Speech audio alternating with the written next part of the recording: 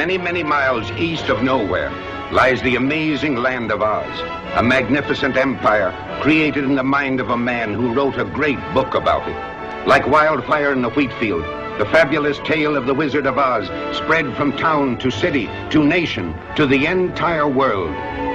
Although the Wizard of Oz has captivated the children of 4 generations and fired the imaginations of those youthful adults who have never grown old, although 10 million copies of the book have reached eager hands and eager hearts, no one has dared the towering task of giving life and reality to the land of Oz and its people. Every delightful character of L. Frank Baum's classic is now reborn. Every glorious adventure has been recaptured and painted with a rainbow. The celebration in Munchkinland, the flying monkeys, the rescue of Dorothy, the castle of the witch, the palace of Oz, and Dorothy's strange journey to the Emerald City to find the wonderful Wizard of Oz himself. We're off to see the wizard, the wonderful Wizard of Oz. We hear he is the Wizard of Wiz, if ever a Wiz there was. If ever, oh, ever a Wiz there was, the Wizard of Oz is one because of the wonderful things he does. We're off to see the wizard, the wonderful Wizard of Oz.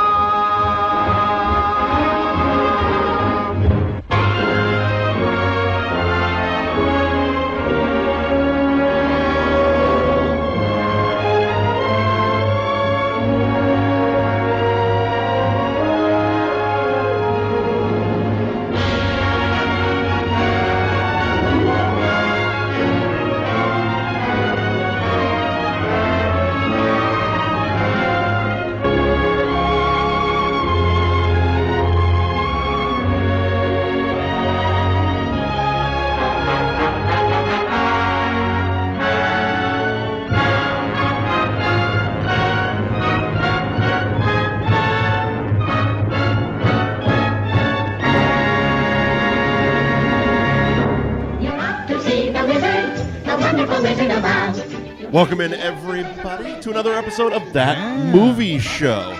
Mike Wendt, Liam Stryker. Hi, Mike. Bill Neville is once again on assignment. Yeah. He's getting a lot of assignments. I don't know what he's doing. Who is paying him? I don't know. I'm going to have to check in with Certainly accounting. not us. I'm going to have to check in with accounting. But today we are doing a very special movie, I know, to you, as well as to me, as well as pretty much the film viewing world. Yes. We are covering 1939's The Wizard of Oz. Yeah. Heralded as, I believe when IFI did their list, was it number 2 or 3? I think it's 2. Okay, because I knew it was like Citizen Kane, The Godfather, and Wizard of Oz were the top 3. Yeah. And I knew Citizen Kane was number 1. Right. I just didn't know which 2 and 3 came in. But either way, top 3 all time. Right. And on that same list for villains, the Wicked Witch of the West beat out Darth Vader. That's shocking. And so she's number 1. So she beat out Biff Tannen as well. She also beat out Biff Tannen. Equally shocking. Although I'm Upsets. pretty sure if we did it again in 2018, right, based on political comparisons, they might reorder that. With Biff Tannen coming in number 1? Yeah. I mean, he did try to rape people multiple times. Yeah. Oh, yeah. But it was the 50s, different era. Then we're talking about Wizard of Oz, not Back to the Future. Yeah. Let's do the business. It was released August 25th, 1939. Had a budget of $2.8 million. Was not a success at the box office. No. Also, if you're doing math, that means that this is the 80th anniversary. It is. It is the 80th anniversary. And next anyway. weekend, I believe the 27th, 8th, and 9th. Correct. Fathom Events is putting Wizard of Oz back into theaters. So it's nationwide. Yep. So go to fathomevents.com, find a theater near you, and watch this wonderful movie. You will not regret it. One of the best things I do is find these classics on Fathom Events. Right. And because especially movies like this that I wasn't able to see in the theater. No. Movies like Jaws, movies, Shocking. early 80s movies you weren't able to see because I was, a kid and you weren't born, and that whole thing. That's right. 70s, 80s, it's such a cool website, especially when they do these anniversary ones. But it also, like I said, it wasn't a box office smash. No. Only made $3 million on its initial release, so it barely broke even. Right. And there are reasons behind it, but we'll get to that in a minute. Upon unadjusted re-releases, it's come back with $23.3 million. Obviously, it's a classic. Obviously, anytime they do anything with it, whether it's a re-release on Blu-ray or DVD, it makes money. You're right.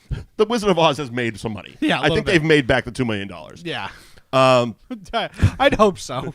It was written by Noel Langley, Florence Ryerson, Edgar Allan Wolfe. It was based on the wonderful Wizard of Oz books by L. Frank Baum, and it was directed by Victor Fleming. Has always gotten the credit, but there was actually 5 directors on this.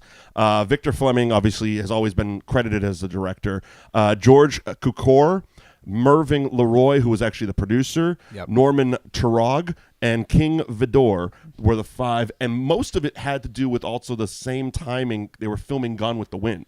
Okay, yeah. So Victor Fleming left production to go start production on Gone with the Wind. It was a very weird, the whole studio system back in the 30s was very weird, how there was like, they owned actors and actresses. They owned directors. And it was a lot of this was like, you hear that now and you're like, my God, he just left The Wizard of Oz to go do another movie. This was common. Right, because the way you got to think about it during that time, you were contracted to Universal. You were contracted to Warner Brothers. Right. You were contracted to these studios. So it was basically like if you're working in an office job now, you're on a project, and then the project is far along that you don't need to finish it. They need you to but start they something need else. you to start something else. Right. So they pull you off of that project to go start this other thing, and then have so-and-so just kind of take over, because you're kind of like on this roster. Right. And it's whoever's schedule is kind of open at the time. Which is also at the cast I was just about to mention. It's obviously starring Judy Garland,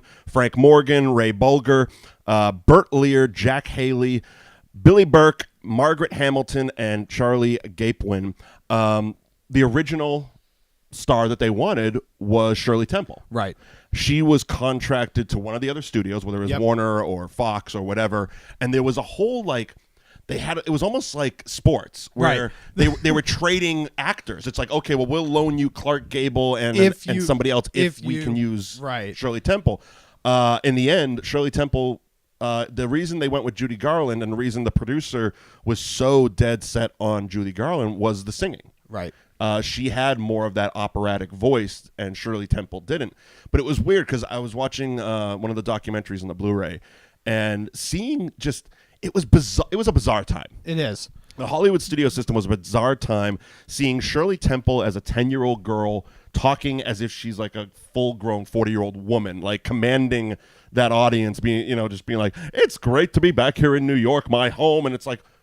Yeah, and because you think, like, what the fuck was I doing at 10 years old? Right. It wasn't that. Well, it's nuts because they had schoolhouses. Famously, the Little Red Schoolhouse on MGM was these kids would go to school during part of the day and then go film these movies. So they were getting like acting training and like professional training alongside their schooling because they were virtually bought at birth. Basically, I mean, Judy Garland has said that her first acting job, she was, I think, 30 months old, is what she was said in an interview. And it's like, and she just started from there. She was 16 when she made Wizard of Oz. Yep. She worked a handful of hours per day and then had to do like 3 hours of school for each day. Yeah. Which I can only imagine on a movie like this was really just tiresome and difficult. And this is before unions and everything. And currently the union laws, because I went through this as a child, you can only work 8 hours. Now. That is it. Yeah. Now. So, who knows what that was back then, but that's, it's based on that idea where it's like you go to work and then you go to school. Right. It was, it's just, and she was supposed to be, this is something I didn't realize because it's really something you never think about watching the movie, but she was supposed to be playing a much younger girl. Right, because if you look at the movie that Disney makes later, The Return to Wizard of Oz. With Fairuza Balk. Yes. That girl is far closer to the age, and she's somewhere around like 12. In that movie. Movie. And so, Judy Garland is obviously older. She was 16. Right. But it was one of the things I kept reading on every website about any type of trivia. The first thing was always they basically fitted her with like this corset thing to strap her breasts down to make her more adolescent looking. Right. She was still 16 years old, but it's like, how... Yeah, she must have been they must have been passing her off as 9? Yeah, I was going to say somewhere between 9 to 13. Jesus Christ. Weird. Just weird. because it's really not implied. Right. I guess if you know the books, it must be implied there, Yeah. which is why they were so adamant to do it. Yeah, and a lot of the casting was it wasn't, and we were just talking about this off air. It wasn't the greatest of production shoots. No. It's you read some of these facts and you listen to some of these interviews. It sounded very torturous. Well, the other thing too is Margaret Hamilton gets third-degree burns on her hands and arms and face. You know what I mean? Yeah, the makeup she was using had basically copper based in it. Yeah. And the scene in which she's leaving Munchkinland. Yep, the famous scene that they recreated at the Great Movie Ride. Exactly. So basically, the smoke starts. The trapdoor behind the smoke opens. She starts going down, and she was still shoulders above street level, and the pyro guy hit the fire. Yeah. And the hat singed, and she went down, and the makeup was so thick, she actually didn't know she was on fire at that point. Yeah, right. Like it wasn't that she was on fire. The hat was, obviously, but the makeup was, because it was copper based, heated up so much it was almost just like melting into her face, right, and her hands. And they had to do it a couple times. Yeah, and it was what it was. You can still, especially now, if you know it's happening and you're watching like the Blu-ray, which is extremely crystal clear. Yeah, you can actually kind of see the trap door opening up and stuff. It's noticing practical effects are. Now, having seen the movie umpteen times, right? It's almost kind of cool now. It's not like, oh, it's ruining the magic by seeing it. It's like, no, because 99% of the people don't see that shit. Right, no. We see it because we're kind of looking for it. Well, you've also seen the movie a million times. So. And once you hear, oh, there was a trapdoor apparatus, it's almost like trying to see the magic trick behind the magic. Yeah, right, right. Buddy Epson was the original Tin Man. Yep. Couldn't be the Tin Man because... there was some kind of the dust they were using to make up his face was metallic based. Yep. I think it was silver or something, like it was actual metal. Yeah. Aluminum. Aluminum, something like that. But anyway, so they have to, of course, if you do multiple takes, they're powdering his face probably 47 times. Right. That stuff's getting into the air. He's breathing it. On the interview on one of the Blu-rays, he said he basically instantly got emphysema. Yeah, it was the equivalent of that because his lungs were coated with that metal dust. Yeah, to the point that he would try to take a breath and it was like he wasn't breathing. Right. So he was rushed to a hospital and immediately replaced with Jack Haley. Which, fun fact about Jack Haley, his son Jack Haley Jr. was one of Liza Minnelli's husbands. Oh, fun. Liza Minnelli, of course, daughter of Judy Garland. Yes. So there was that fun connection. But yeah, just a lot of... nowadays, we would call extremely unsafe work environment. Yeah, right. The lion costume was made out of real lion pelt. Oh. It weighed over 100 pounds. Yep. And because of the Technicolor filming process they were doing, they needed extra and bigger lights, which heated up the set to over 100 degrees. So there was 2 people on set that their only job was overnight drying out the lion costume that was caked in sweat. Yeah. They said occasionally they would send it to dry cleaning, but the consensus was it stunk to high hell. Oh, of course. Of course, that's those lights. If you're working in those type of lights now, everything nowadays is very much LED based. Sure. But if you see big giant studio production lights, those things are so hot that there are certain ways you have to handle those lights because you'll burn yourself. You'll burn yourself. Right. Like if you touch it, like it happens all the time when you mostly on breakdowns. Right. But people will turn off a light and then go to touch it because we're so used to today's lights. Right. We're so used to LEDs where it's just you turn it off and there's no heat attached to it. But those lights are so hot. The sets are super hot. You need that cool down process. They're also in Los Angeles. Which isn't cold. Which isn't cold. Right. Funny about that, the only shot in the movie that was not done on a stage, that was a quote-unquote location shot, was the clouds over the opening credits. Yeah, okay. That's the only part of this movie that was not done on a set. I'm trying to think, just before we just jump right into the movie, I'm sure we'll find stuff as we go along. So I'll tell my little story. Go right ahead. So for those of you who kind of follow this show and kind of follow the New Age Insiders in general, Sure. Everybody knows that I do a lot of production-based things. I'm a director of photography. I'm a producer and director. Sure. I do all sorts of fun stuff like that. Started out as an actor way back when. And the reason why everybody kind of has, and I always like to talk about it, that movie or television show that they saw and was like, oh, I want to do that. Right? Everybody kind of has that origin story movie, and that's, for me, is The Wizard of Oz. Okay.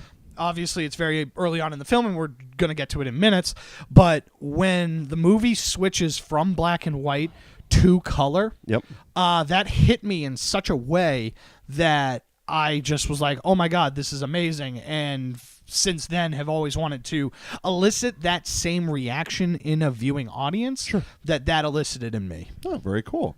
Yeah, and again, that was the easiest thing to pull off. No, not at all. Because that shot today with with Premiere, I'd be able to do that in 30 seconds. Sure. Mask out the door, drop the opacity, you know. The way they did it was it was filmed in color. Yep. But because when she's opening the house door after the tornado, we're still in, most people would say black and white. The original was actually sepia tones. Yes. Which luckily they redid that for the Blu-ray. So it's weird because there's still times you'll see it on TV and it's pure black and white. Right. As opposed to the original sepia tones. But what they did was they filmed it in color. So that side, the interior of the house, was painted sepia. Yep. There was a body double for Judy Garland wearing a copy of the dress painted sepia. Yep. And the second they opened that door, she steps off camera, hands Toto to Judy Garland, and Judy Garland steps out into the color with the full thing. So it was wild that they actually, because now, like you said, we would digitally do that shit. Yeah. Oh, we'd film it as is, and then just 20 minutes and digitally, turn the color off. Yeah. And 20 minutes. But they had to fully paint that interior of the house, paint the dress, make up a person, just to achieve that effect. But and I don't think you were alone in your feelings about that. Mostly because up until I believe 1998 or 1988, one of the two, the trailer for the movie featured no shots of Kansas in black and white. Right. So it was always an in-color movie. So there was a lot of people, the first time they saw it, that were, to say mildly confused would be an understatement. Right. Some people, because the first time some people watched it was on the big television broadcasts. Because in the when it was broadcast on TV back then, there was 4 channels. Right. And it wasn't like now where TBS will run Wizard of Oz for 3 days straight every 2 hours. It was a TV event. It was, because they showed it once a year, and it wasn't like you had VCRs. It wasn't like the DVRs weren't even thought of back then. There was no rewinding. There was no pausing. A similar story to The Godfather, when they first ran that on television, the New York water system said they had so many problems because everyone went to the bathroom at the same time because everyone was watching it, and when it went to commercial, everyone ran to the bathroom, so all the toilets flushing. But it was so like funny. That because they built it as a once-a-year event. And I believe the first time it ran, 44 million people watched it. Yeah. People were expecting this beautiful Technicolor movie, and all of a sudden the first 15 minutes are black and white, and they're like, this is a color TV, right? Yeah, right. Thinking there was something wrong. I went and bought a color television for You know what this. I mean? Yeah. I'm sure you were not alone when all of a sudden that door opens up and it's like, holy shit. Yeah. That's color. Yeah. So let's get into the movie. Let's do a little bit of the movie. So obviously we're introduced to black and white Kansas. Yep. Dorothy Gale on the farm, the family farm in Kansas, with the 3 ranch hands. Yeah. The only one I know, the Scarecrow, was Hunk. Yeah. Which everybody's just a real small town Kansas. Very much. Her Aunt Em is just seems like a terrible woman to live with. The whole situation feels terrible. I don't know what happened to Dorothy's parents. Hunk, Zeke, and Hickory. Yeah. Were the ranch hands there. But yeah, Aunt Em just Yeah. The stereotypical, for lack of a better term, old battle axe. Yeah, right. You know, she doesn't want to hear Dorothy's problems or her whatnots. It's like, I don't care. Stop dancing on the pig pen or whatever the hell she's doing. Yeah, right. Well, and it's like, clearly this girl doesn't belong here. Right. Right? Like, I don't know what... She's a dreamer. Well, it's like, I don't know what happened to her parents. Also, Aunt Em is so old. Right. We were talking about this on the New Age Insider show when we were talking about Spider-Man. Okay. They are too old to be her parents' brother or sister. Well, you never know. You know what I mean? Yeah, you never know. Yeah, I don't... And even though back then, you know, it could be great aunt, they just call her aunt, you know, that sort of timeline or whatever. Or, you know, maybe their parents, you know, had a large gap in births. Yeah, I don't know. I don't know about that. I don't know about that. They're still too old. So it was just like, all right, you know, okay. We got to get this girl off of this farm. She wants to run away because she doesn't fit in. She sings Somewhere Over the Rainbow. Her and her mischief dog, Toto. Yeah. And the big thing is that there's a girl, or not a girl, there's a lady who owns half the town. Much like Gremlins. Much like Gremlins. Literally, beat for beat. Or It's a Wonderful Life, the guy from that. Right. And so, yeah, she's going to come because the dog bit her in the ankle or something. Again, very much like Gremlins, somehow in these small towns, there's something that says the richest person in the world, if they don't like your dog, can just take it and kill it. Yeah, so the idea That's a thing. So, at least in this one, it makes a little bit more sense because the woman, like, Miss Gulch comes in and says, I have papers from the sheriff to say I can take your dog to the sheriff. She has shown her potty papers. She has shown the potty papers. But that one at least makes a little bit more sense than the lady who's just like, I'm very rich and you're going to give me your dog. And your dog broke my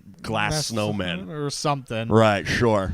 Yeah. Barney the dog. Yeah, but we all know that it's not about Barney the dog. No, it's not. It's about the Chinese squirrel. It is.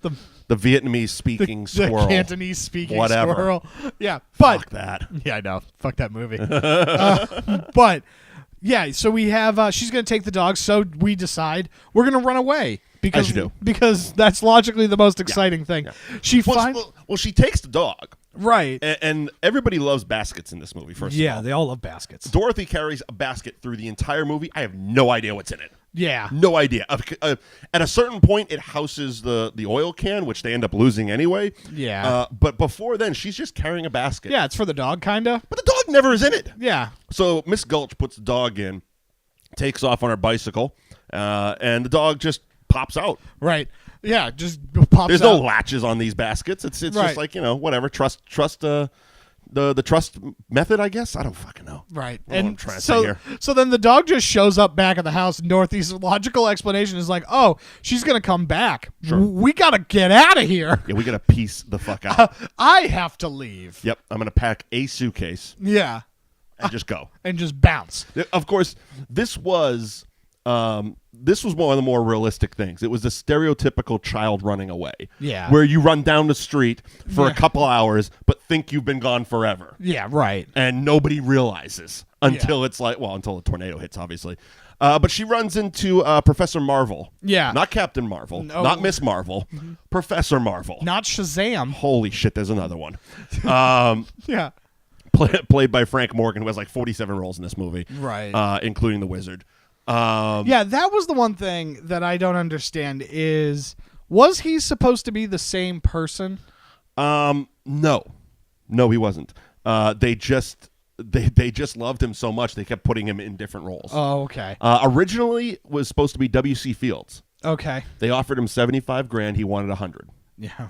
They said no. Another possible candidate for this was Ed Gwynn.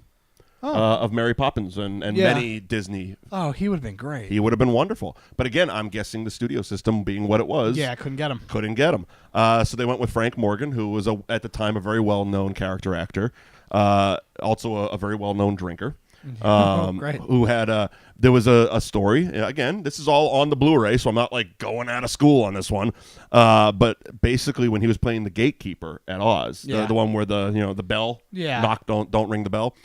Basically, if he wasn't in a little box, he wouldn't have been able to like function. Yeah. He was not standing. He was just kind of leaning in that little box. Yeah. Because that was the one time they said he didn't really have control of his drinking. He's, despite being an alcoholic, had pretty much control of it. Yeah, he was like a functioning alcoholic. A functioning alcoholic, yeah. Yeah. Which at the time was very common. Yeah. Especially in Hollywood. But that was the one time he really couldn't keep it together. But anyway, he's a con man. He's a trickster. Yeah, right. He's a charlatan. Yeah, so he's teaching her. He's kind of a piece of shit. Yeah. I don't know what his goal is because she doesn't have any money. No. So I don't know what he's like, going to take something or like, I don't know what the deal is. But he never gave back the picture of Aunt Dem, so he's No. probably in the back of his cabin scrapping of that one. Yeah, probably. Even though, but basically he kind of does the nice guy thing. Kind of. And basically he's like, hey, you got to go back. Your aunt misses you. Like, Look, little 4 to 10-year-old girl. Yeah. Yeah. Go back home. Go back home. Your aunt clearly misses you. Yeah, get out of here. Yeah. Get out of here. And then while that's going on, there's just a tornado that's approaching. Yep. And everybody just fucks off into that storm cellar. They really, well, I mean, they don't waste any time. I guess I wouldn't either, but there is no effort to even find her. They're more concerned with the horses and the goats and all that stuff, and it's like, you have an actual person that's missing. Yeah, a person is missing. And Auntie M just makes two, very passing cries as she's headed to the storm cellar. Right. It's like, Dorothy! Oh, I'm going down. Yeah, all right, close it up. And then dive her down. And they never open it. No. They very well could. When she got back, they very well could have opened that storm cellar up. Well, especially, like you'd think that if you were worried about this person, right, you would be close to that door. But you don't even need to be close. She was literally stomping on the door. Yeah, right. You're going to hear and screaming down into the door. Yeah, right. Somebody's going to hear that shit because they closed it, 3? She was at the gate when they were going down. Right. It's not that big of a run for her. No. And yeah, the story would have been over. Yeah, right. They all would have survived. They would have lived in the storm cellar. They would have had soup, and that would have been the Wizard of Oz. Yeah, and then sepia-tone soup. The storm would have been over, and they would have just went back to being in their lives. Yeah, they would have gone back to pigs and horses and shit, and the weird relationship between Dorothy and Hunk. Yeah, which is weird. It is weird. It is weird, and she's playing a 4 to 10-year-old girl. To be fair, we don't that Scarecrow might be younger than she is, though. Maybe. It depends on how old the hay is. Yeah, you know what I mean? Well, you think about it. He could have been built that day. Yeah. I doubt it. He's been there for a while. He's been there for a bit. But, I mean, even a bit could be like 2 years. Sure. And then it's weird on her end. Could be. We don't talk about that in this society. We don't. It was a different time. That's commonplace nowadays when we're looking back at movies that don't age well. Yeah. It was a different time. It was a different era. Yeah. It is what it is. I'm not going to judge these people. No. I didn't live on a farm in the 30s. Yeah, or hang out with sentient scarecrows. Nope, I didn't do that either. I didn't, smack lions on the nose and then have them walk upright with me talking the whole time. I mean, I didn't drop acid in the 30s. Sorry. Yeah, right. It is what it is.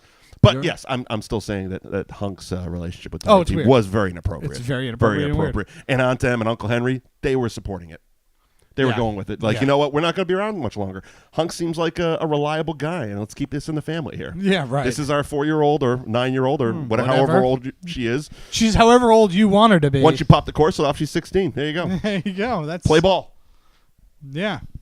So then we made that weird. Yeah, that got weird. So basically she goes and hides in the house. Yes. And on the bed as opposed to under the bed. Yeah, of course. And didn't you see any of those wartime film reels? You're supposed to get under your desk. Under your desk. Duck and cover. Duck and cover. Duck and cover. And so then she ends up getting hit in the back of the head. The window just comes straight off. The construction on this house is bullshit. Well, I don't know if you know this. Yes. But that window was they purchased the wrong one. Right? They wanted to get like a Harvey window. Wasn't a Sherman Williams job. Yeah, there. No. Instead they got one from the Twilight Zone brand, and that's, very good. That some bitch just came flying out the wall. Good. It was the Acme breakaway window company. Yeah. It was the Twilight Zone. At any inclement weather, we are going to comedically fuck your head up. Yeah, right. It's there. It's there for for comedic effect. So yeah, she gets knocked out cold. Yeah, and when she comes to, she is inside the tornado. In the tornado, yes. And the weirdest shit is happening. The weirdest one I thought was the chicken coop. Yeah. Because, okay, the chicken coop is floating in Right. the tornado. Ha, ha, ha. However, there was a chicken That was just hanging out. that was clearly standing on something, Yeah. but it wasn't in the coop. Yeah. And again, you're watching it with, for the 47th time. Yeah, you just don't You're notice. nitpicking literally every little thing. It's like, what's that chicken doing? Yeah. Why are you just hanging out What's there? that chicken doing for a half a second as it floats by? The people on the boat. Yeah, yeah. Was that was that the two farmhands? Was it Hunk, Zeke, or Hickory? No, I don't They think were just so. two random dudes in a boat. In a boat. All right, very cool. And then She seemed to know everybody because she was waving. 'Cause Yeah. they're just sitting there rowing a She boat also in a has- tornado. She also As has you do. so much chill for somebody that is in theory in the middle of a tornado. Yeah, I think I would have probably passed out twice during that whole thing. Just like, whoa, I don't know. I'm gonna die. Yeah, this is it, man. This is it. Game over. This Game is over, it. man. Game over, man. Bill Paxton Yes, also chasing tornadoes. this is true. So Weird. Yeah. Good connection. Inception. yeah, there you go. Where in a movie where their big thing is to get Dorothy inside a tornado Yeah. And then, of course, Miss Gulch shows up on her bike. and morphs into the Wicked Witch. Yes. Now, here's a trivia fact that I don't think is really commonplace. She does morph into the Wicked Witch of the East. Correct. Because if you look closely, her shoes are sparkling. Yes. So it's not the witch we meet later on in Oz. No, it it's is. the one that the house is dropped on. Obviously, they were twins. Yeah. They are right. referenced as sisters. Yes. Obviously, twin sisters. Yeah, they're and then also we dive into the whole backstory of those two witches Mm-hmm. in the musical Wicked. Oh, yes, the Coven of Witches. We saw that in 4 rooms. Yeah. Different witches. Yeah. Yes. East, west, north, and south. I want to see the Wicked Witch of the South. Well, that's another funny little Or trivia the fact. other south. She was supposed to appear. In the book, the North and the South are obviously two different witches. Right. The North, It's who Glinda. is not. Glinda's actually the Witch of the South in the book. Oh, yes. And the Witch of the North shows up at Munchkinland, talks about blah, blah, blah, blah, and then at the end, when because the Witch of the North tells Dorothy these shoes must be very powerful. Right. As if she's not 100% sure. Right. But they must be if the other witch wants them so much. Yeah, right. And then at the end, Which really, in reality, the witch just wants her shoes from her sister. just wants her shoes back, man. I mean, they're her property. Yeah, it's her sister who Bequeathed. just died. Yes. Have a heart. Yeah. Just dropped a house on her. At least give her the shoes. Yeah. But the Witch of the South, who was Glinda in the book, shows up at the end and reveals to Dorothy, you've had the power to go home this whole time. Click your heels and say, I want to go home. Yeah. Well, because they just didn't want to add another fucking character Yeah, right. in the movie, so they combined the two into the same witch, but there's often been that thing, like, why didn't she just tell her in the beginning? Right. Because in the writing of it was two different people. Right. So they just said, you know what? Kids aren't going to notice. Most Move people along. Most people don't. Keep the pretty witch we already met and knew. Just move right. along. Move along, sir. Nothing to see here. Yep. Just a coven of witches clicking Move along. heels. Madonna's here. So we... That's really what we're telling is they wanted to cast Madonna. They did. But because it was the 30s, Madonna wasn't available. Exactly. So we land in Oz, the Technicolor Oz, as we mentioned earlier, and we're in Munchkinland. And she's just kind of wandering. Yeah. Looking for anything. Obviously we're not in Kansas anymore. Yep. Which I famous believe line. AFI rated it number 6 on the most quotable lines in film history. I think that Right. hit number 6. It's definitely the top 10.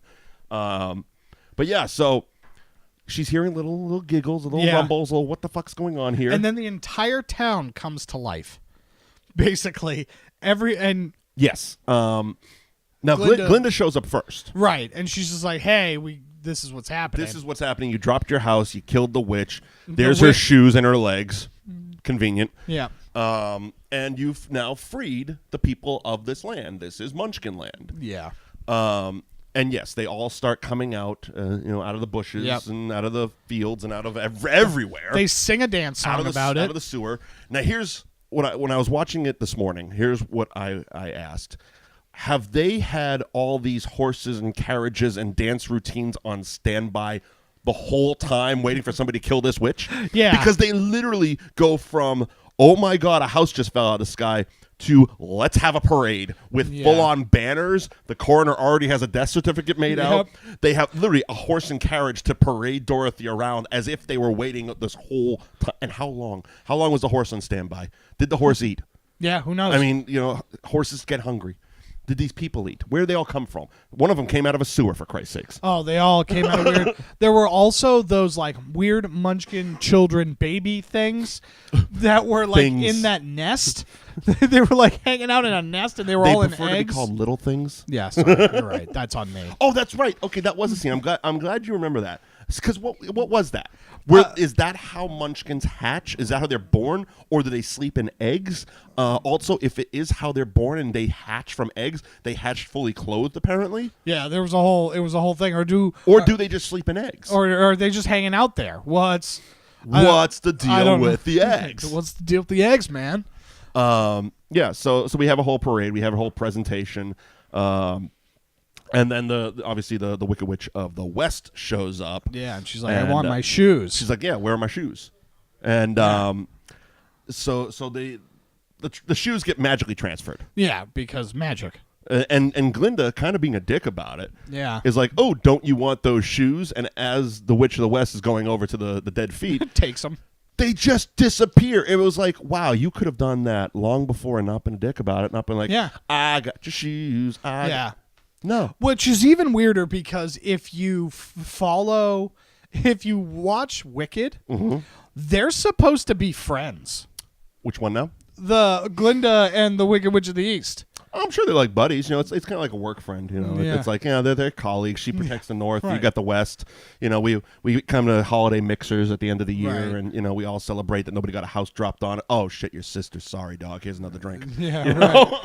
Right. Rest in peace. And so so she scares her away. Right. And so now it's like, hey, if you want to get home, you got to go. With the threat of another house. Yeah, somebody else is going to drop a house on you. And the witch is like, and she shit. Buys it? Yeah. I would be like, you know what? We're going to have a HR meeting at the end of this week. We're going to have a witches AR meeting. I'm going to call Steven, and he's going to have a meeting. We're going to sit down. We're going to talk about this. We're going to have to redivide this whole, witches union thing. Yeah, right. So she pisses off. Right. And so it's like, more dancing, and then we're off on the yellow brick road. Okay, here's the question I had. There's a red brick road that goes the other direction. Correct. Where does that go? That goes to a different city. That's the Ruby City. Oh, is that okay? So was that a little bit explored in Return to Oz? Because now that you say it, it sounds very familiar. I believe so. It might not be the Ruby City, but it's another city made out of gems. Made out of gems. Okay, the emeralds. I get you. Yeah. All right, so we're off. Right. So we're off. And then follow the yellow brick road, which immediately becomes a 4-way intersection. Yeah, which is so funny because awesome. If that road's supposed to lead to the Emerald City, why is there a 4-way intersection? Where do the other 3 roads go? Yeah, where is everybody going? My guess is they just take longer ways to get there. Yeah. Eventually, you can follow any direction. Yeah, I also think that maybe they all every city has Munchkin Land has that spiral to the center of town. So she would have just gone off to another area. So it was almost like the 4 doors are lined up. You got to pick the right one, and if you pick the wrong one, it just brings you back to the beginning. You got to try again. Yeah, maybe. Awesome. Maybe. Oh, Oz is a bunch of dicks. Yeah, it's a weird place. It's a silly place. We shall not go. Yeah, so we meet the Scarecrow. She gets the Scarecrow down. Yeah. After shooing away some crows. And it ensues a dance number. As you do. And we find out that he only wants a brain. Yep. Because he wants to be a thinker. Sure. Whatever. Yeah. And then they're off again. Yep. There they go. And then they go to the land of sentient trees. Yes. So the question I have is, why are the trees sentient but not the corn? That's a good question. Maybe the corn hasn't grown to become sentient yet. Maybe it just hasn't evolved yet. Maybe. The witch was also in this scene. She is. She was hot, so maybe it has something to do with she's cast a spell on these trees. Yeah, maybe. So yeah, maybe I don't know. I didn't maybe read the book. Because when we first enter the scene, she's stalking. She's sulking in the corner and kind of disappears and isn't seen the rest of this scene. Wow. And so they're hungry because I'm assuming they've been traveling for what seems to be days. Sure.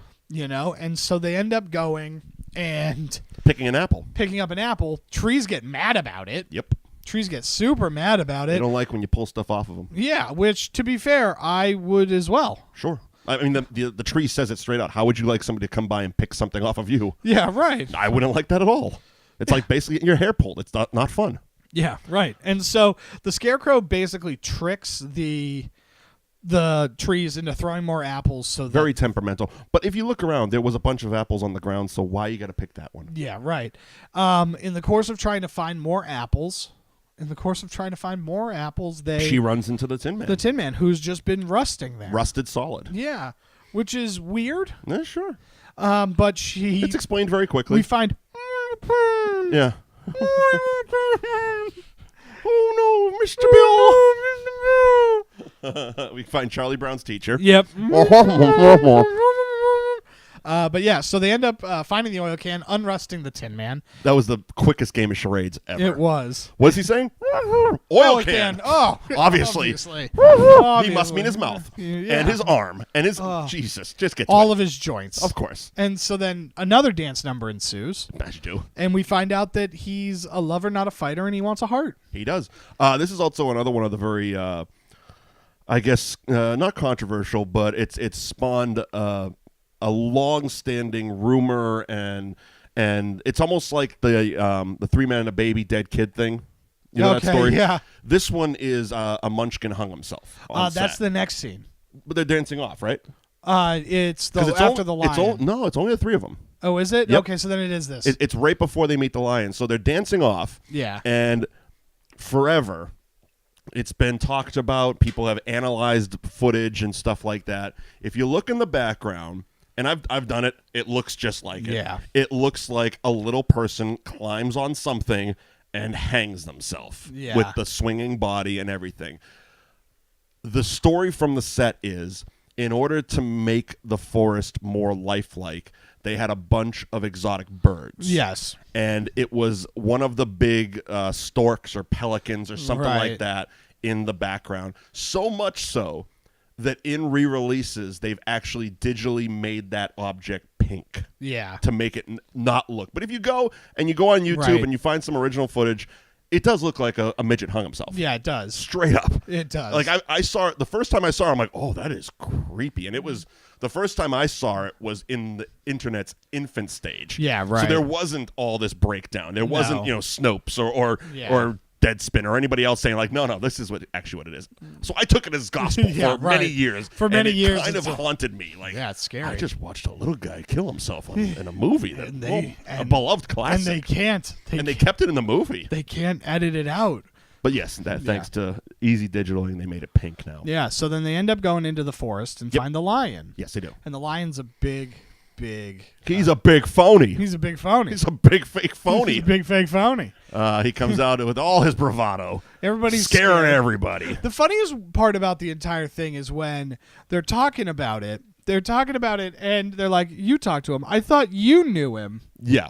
And it's just like, no, I don't know. I don't know this guy. And it's like, we haven't met. How do you think that I know him? He lives in the forest next to yours. You should know him, Axeman. Yeah, Axeman.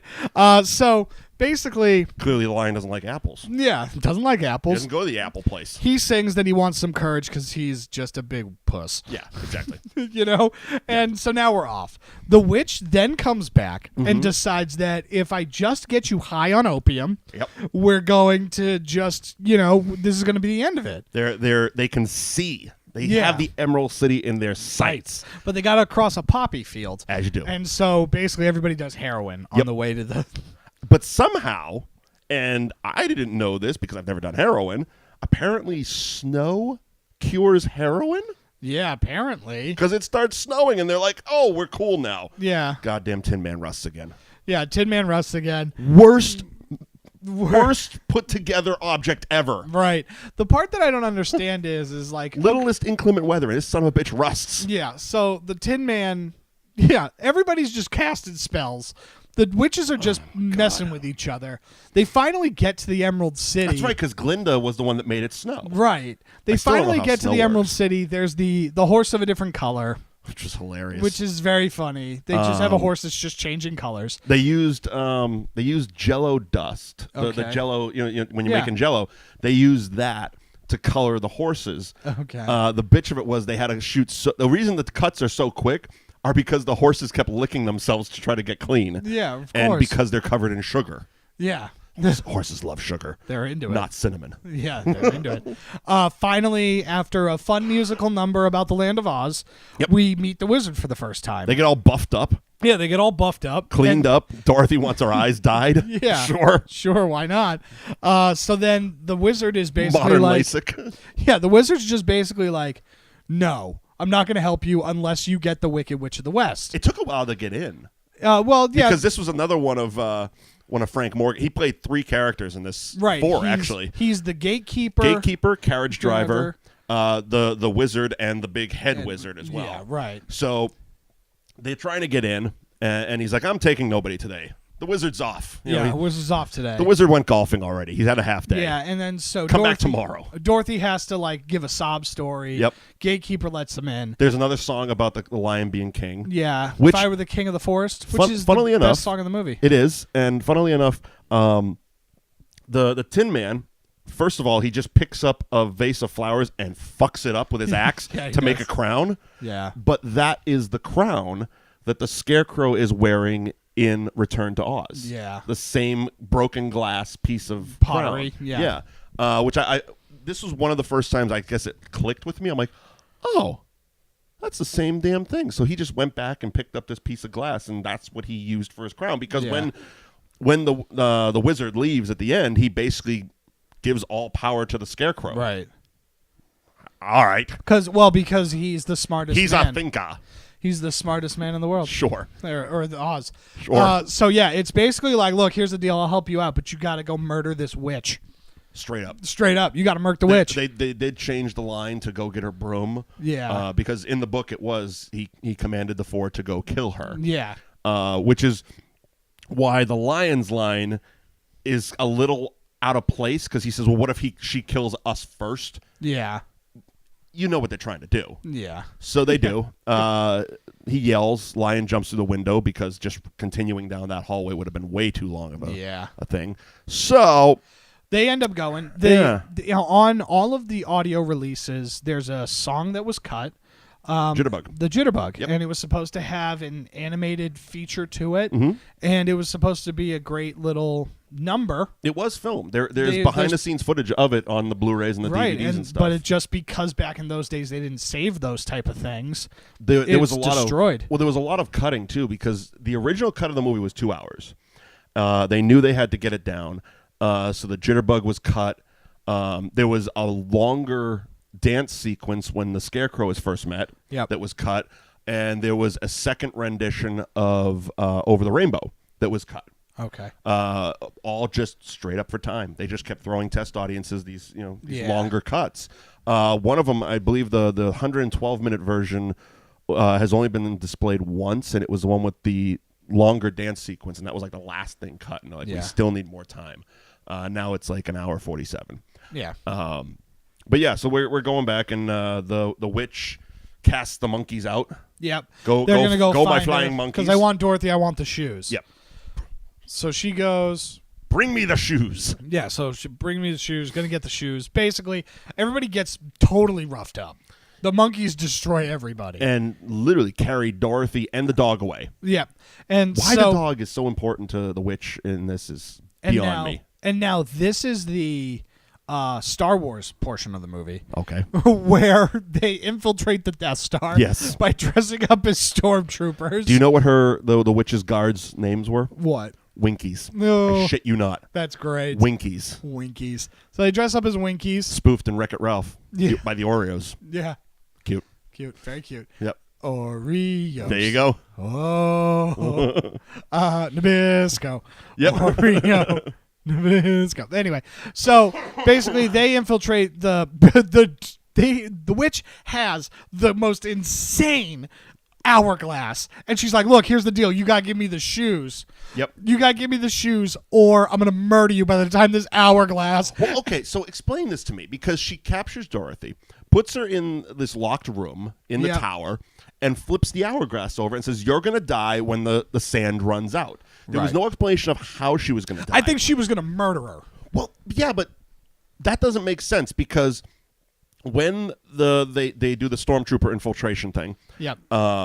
Which, by the way, I heard the ride at Disney is going to be half an hour long. I'm so excited. Don't want to go off on a tangent, but yes. That's going to be awesome. But when the Tin Man and the Scarecrow and the Lion are there to rescue her, and the Tin Man is axing the door down, Dorothy needs to get out of the room before the sand goes down, as if that room is just going to implode. Yeah. That's the way it's portrayed on film. Now, granted, the witch just could have come back, but I don't get it. And then she throws the hourglass at them anyway, and it blows up. Yeah, I don't know. So maybe it was going to explode, but then why would it explode? It would have exploded anyway. I didn't understand that part of the movie. Yeah. Like, how was Dorothy going to get killed? Yeah, I don't know. Somebody who's read the book, let me know. I just always assumed that she was going to. She was just going to come back? Come back and murder her. Yeah, it seems like a lot of Bond villainy type shit in there. Yeah, right. Well, because she just wants the shoes, and she's like, "Look, here's the deal. Give me the shoes in an hour. We're going to extend this, Mr. Bond." Yeah, it's going to be an hour. If not, if not, they're going to. She's going to come back and murder her. Right. And so, I think But she can't get the shoes off anyway. Well, that's the point. I don't think the witch believes her that she can't get the shoes off. Right. And so that's why it's like, get the shoes off, or we're going to do this. So. Basically, they escape, but in the process of escaping, they're cornered. They're cornered, and the witch, like I said, threw the hourglass. The hourglass blows up. They're going to. She sets the Scarecrow on fire.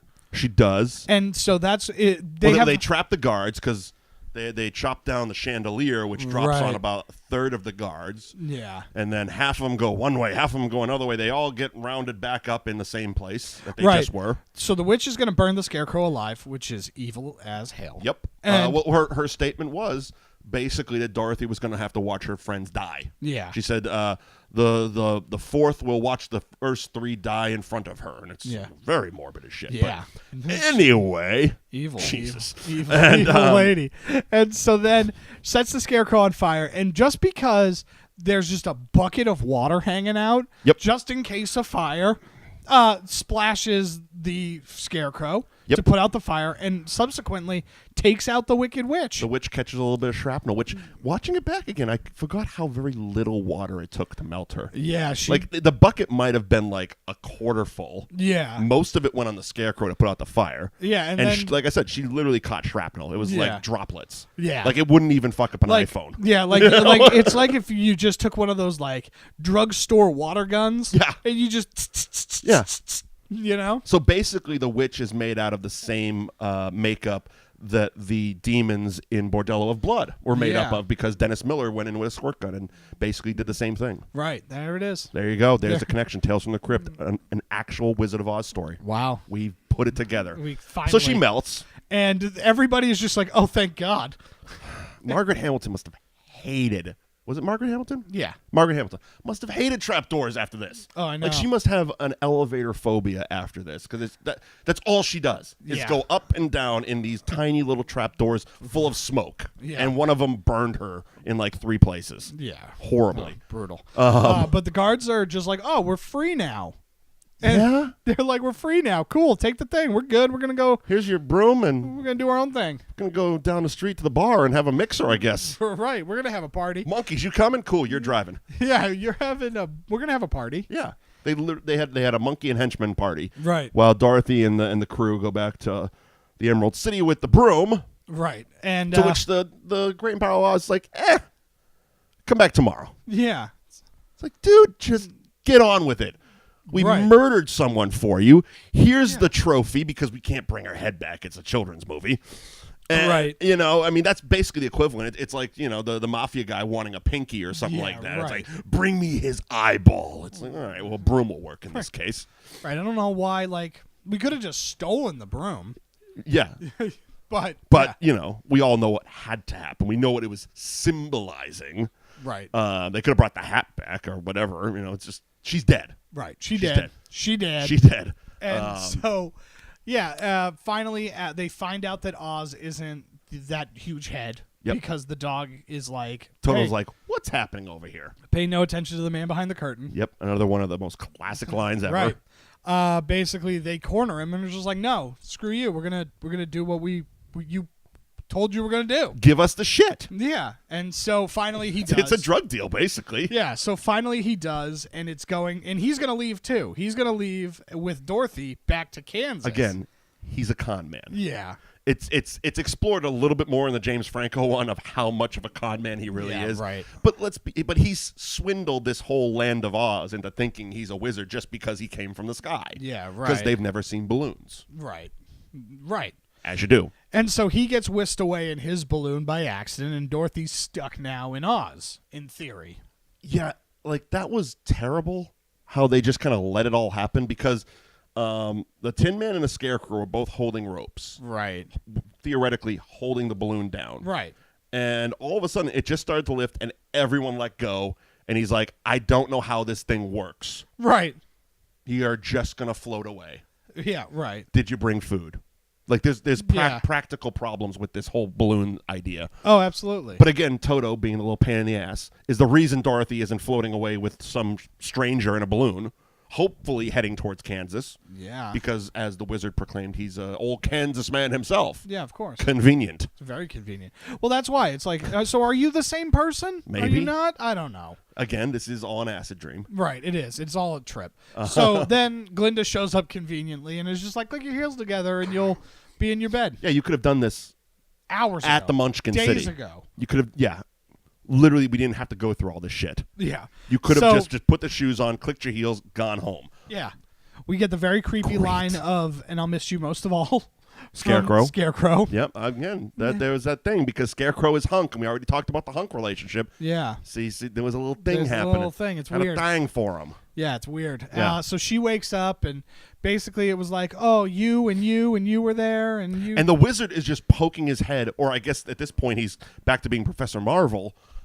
He's just there hanging out the window. Yeah. Because Auntie M is by the bed. The three Stooges are hanging out there as well. Right. Uncle Henry. And then in the window is this stranger that the rest of the family has never met. Right. He had to have, I would assume that he showed up to be like, hey, I saw your adolescent girl and she was running away. I just want to make sure that she made it home You think it was that altruistic? And I wanted to smooch her. Well, I'm thinking, being who he is, the con man that he is, he saw the picture, as he never gave it back. Right. Saw the farm, tornado hit. These guys are definitely in the storm cellar. I'm going to loot. Yeah, probably. I'm going to raid this house and take some chickens. Yeah, okay. That was my thought. Okay, that works too. And he just popped in and like, oh, everyone's alive, everybody's cool. Oh, by the way, I'm just here to make sure your little girl is okay. Yeah, right. Yep. You okay, little girl? Sure okay. Your 4 to 10-year-old daughter or niece or great whatever cousin is okay. Your granddaughter. She's got hunk. Okay, cool. We're good. Yeah. And that is that's the Wizard of Oz. That's the Wizard of Oz in a nutshell. Yeah, we don't find out if Miss Gulch just comes back.